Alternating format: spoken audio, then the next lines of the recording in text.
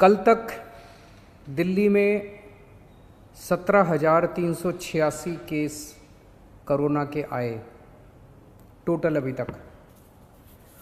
उसमें से 7,846 लोग ठीक होके घर चले गए, 9,142 लोग अभी भी बीमार हैं और 398 लोगों की मौत हो गई है कोरोना की वजह से। पिछले कुछ दिनों में दिल्ली में कोरोना की वजह से कोरोना के केस बढ़ रहे हैं, तेज़ी से बढ़ रहे हैं। इस बात को हम स्वीकार करते हैं। ये थोड़ा चिंता का विषय है, लेकिन घबराने की कोई ज़रूरत नहीं है। मैं आपका मुख्यमंत्री आपको ये भरोसा दिलाना चाहता हूँ कि आपकी सरकार कोरोना से 4 कदम आगे चल रही है। जितनी ज़रूरत है उससे कहीं ज़्यादा इंतज़ाम हम आपके इलाज के लिए कर रहे हैं। जैसा मैं हमेशा कहता आया हूँ कि हम परमानेंटली ज़िंदगी में लॉकडाउन नहीं कर सकते, सब कुछ बंद करके नहीं रहा जा सकता। आज कोई ये नहीं कह सकता कि 1 महीना लॉकडाउन और कर लो तो कोरोना ठीक हो जाएगा, या 2 महीना लॉकडाउन और कर लो तो कोरोना ठीक हो जाएगा। कोरोना रहेगा, और अगर कोरोना रहेगा तो कोरोना का इलाज करने का इंतज़ाम करना पड़ेगा। हमारी पूरी सरकार इस टाइम कोरोना के मरीजों का इलाज करने की तरफ ध्यान दे रही है। दिल्ली का मुख्यमंत्री होने के नाते 2 चीज़ों पे ही मेरे लिए चिंता होगी। अगर दिल्ली के अंदर कोरोना की वजह से मौत का आंकड़ा बहुत बढ़ने लगा, मेरे लिए चिंता होगी। मेरा पूरी कोशिश है कि कोरोना के मरीज अगर बढ़ भी रहे हैं तो वो ठीक हों और घर चले जाएं, ठीक हों और घर चले जाएं। तो मौत नहीं होनी चाहिए कोरोना की वजह से। इसको कम से कम रखने की हम पूरी कोशिश कर रहे हैं। और दूसरी चीज़, कोरोना की वजह से मान लीजिए 10,000 पेशेंट हो गए और हमारे पास 8,000 बेड हैं, तो मेरे लिए चिंता का विषय है। जब लोग इधर उधर के धक्के खाएंगे बेड के लिए, मेडिकल के लिए, इंतजाम के लिए, ऑक्सीजन के लिए, वेंटिलेटर के लिए, अगर लोगों को धक्के खाने पड़ेंगे, तब मेरे लिए चिंता का विषय है। और अगर बेड कम पड़ गए, ऑक्सीजन कम पड़ गई, वेंटिलेटर कम पड़ गए, पीपी किट कम पड़ गए, तो उसकी वजह से मौत भी ज़्यादा हो जाएंगी, क्योंकि उनको इंतजाम नहीं मिलेगा। तो इस तरफ हमने पिछले 1 हफ्ते में हमने बेड्स का खूब इंतजाम कर लिया है। आज दिल्ली में 17,386 अभी तक टोटल केस हुए। इनमें से केवल 2100 पेशेंट अस्पतालों में हैं, बाकी सब घरों के अंदर हैं। जो भी एक्टिव पेशेंट्स हैं घरों में हैं, घरों में इंतजाम कर रहे हैं, घरों में इलाज करा रहे हैं। 2100 पेशेंट अभी अस्पतालों में हैं। और हमारे पास पिछले 1 हफ्ते में हमने इस पर काफ़ी काम किया है। आज की डेट में 6600 बेड कोरोना के, केवल कोरोना के लिए 6600 बेड का इंतजाम कर लिया है। पिछले हफ्ते जब मैं आपसे मिला था 1 हफ्ता पहले, हमारे पास टोटल मिला के 4,500 बेड का इंतजाम था। पिछले 1 हफ्ते में हमने 2100 और बेड का इंतजाम कर लिया। 6600 बेड हैं आज हमारे पास। इन 6600 बेड्स में से केवल 2100 बेड के ऊपर पेशेंट हैं, 4500 बेड खाली पड़े हैं अभी अपने पास। और पिछले हफ्ते हमने ऑर्डर जारी कर दिए, 5 जून तक दिल्ली में 9,500 बेड्स तैयार हो जाएंगे। उनकी तैयारी चल रही है, ऑर्डर जारी कर दिए हैं। कई होटल्स को टेक ओवर कर रहे हैं हम लोग, होटल्स के अंदर बेड बना रहे हैं, वहाँ पे ऑक्सीजन कॉन्सेंट्रेटर लगाएंगे, अगर जरूरत पड़ी वहाँ भी ऑक्सीजन देने की, वहाँ भी ऑक्सीजन देंगे। तो 2100 पेशेंट्स के, केवल 2100 आज पेशेंट्स हैं, 6,500 बेड तैयार हो चुके हैं और 9,500 बेड और 1 हफ्ते के अंदर तैयार हो जाएंगे। तो आपको चिंता करने की ज़रूरत नहीं है। थोड़ा सा आपको ब्रेकअप दे देता हूँ। दिल्ली सरकार के जो अस्पताल हैं, इसके अंदर अभी तक हमारे पास 2,500 बेड थे। 5 जून तक 4600 बेड तैयार हो जाएंगे टोटल।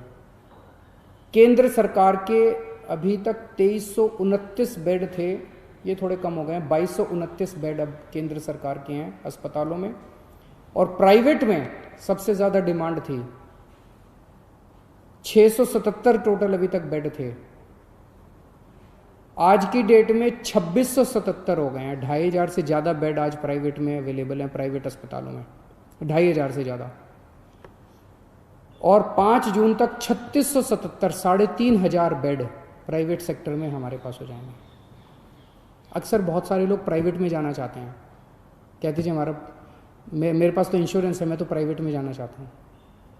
आपकी मर्ज़ी, आप कहीं भी जाइए, लेकिन आपकी जानकारी लिख के बता दूँ, जैसे दिल्ली के सरकारी स्कूल बहुत अच्छे हैं, दिल्ली के सरकारी अस्पताल भी बहुत अच्छे हैं। अगर आप सरकारी अस्पतालों में जाएंगे तो आपको अच्छी व्यवस्था मिलेगी। एक आंकड़ा आपकी जानकारी के लिए, 14 मई को दिल्ली में 8,500 केस थे। 15 दिन बाद आज 17,000 केस हैं, डबल हो गए, 8,500 केस बढ़ गए। 14 मई को दिल्ली के अस्पतालों में 1600 मरीज थे, आज 2100 मरीज हैं।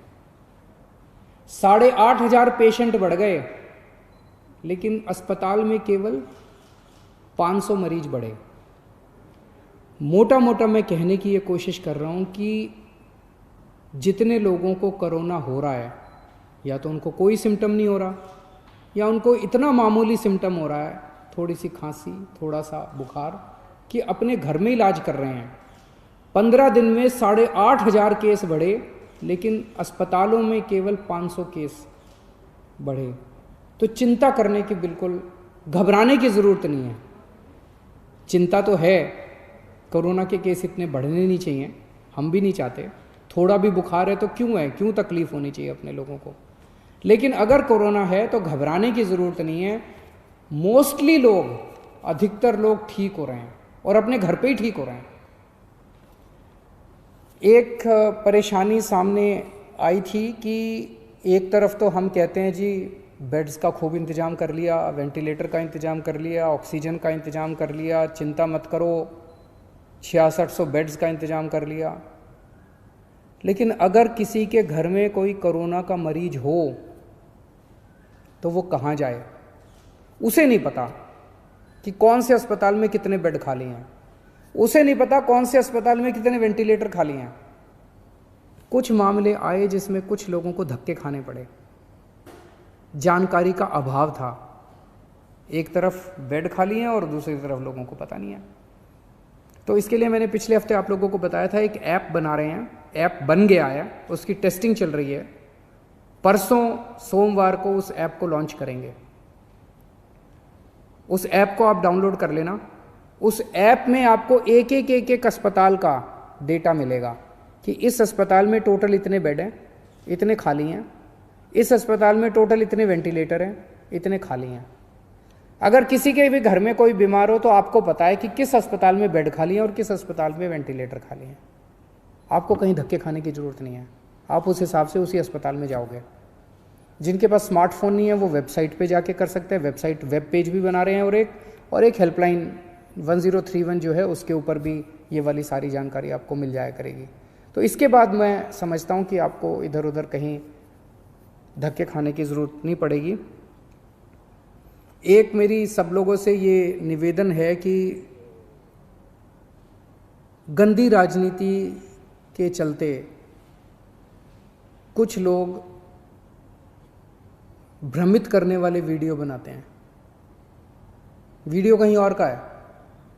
आज सुबह से कोई एक वीडियो चला रखा है कि देखिए कितनी लाशें दिल्ली के अस्पताल में, वो पता चला कहीं और का है, दिल्ली का है ही नहीं। कल किसी ने चला दिया कि देखो दिल्ली सरकार के अस्पताल में कितना गंदा खाना, वो पता चला दिल्ली सरकार का अस्पताल ही नहीं था, कोई और अस्पताल था, किसी और का अस्पताल था, दिल्ली सरकार का था ही नहीं। तो एक तो मेरी लोगों से, जो भी लोग ऐसा करते हैं उनसे निवेदन है, देश इस टाइम बहुत मुश्किल अवस्था से गुजर रहा है। इस वक्त अपने को सबको राजनीति छोड़ के एक साथ मिलके देश के लिए काम करना है। इस किस्म की गंदी राजनीति ठीक नहीं है। ये अपने देश को कमज़ोर करती है, अपने समाज को कमज़ोर करती है, अपने लोगों को कमज़ोर करती है, व्यवस्था को कमज़ोर करती है। जब ये कल वीडियो आया कि दिल्ली सरकार के अस्पताल में खाना अच्छा नहीं है, मैंने फ़ोन किए सब जगह एमएस वगैरह को, इसको मैं पता करो ये क्या है। उनका मनोबल टूटता है।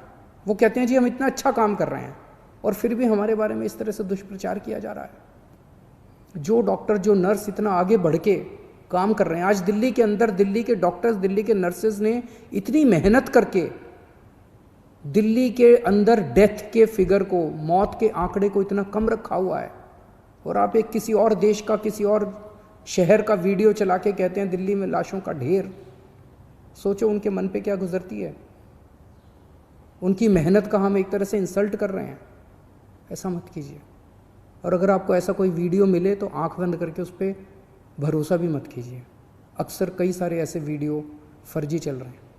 अगर कोई सच्चा वीडियो होगा मैं आपको भरोसा देता हूँ उसके ऊपर एक्शन लिया जाएगा, और हमने लिए हैं कि बहुत सारे ऐसे झूठे वीडियो भी चल रहे हैं। नमस्कार।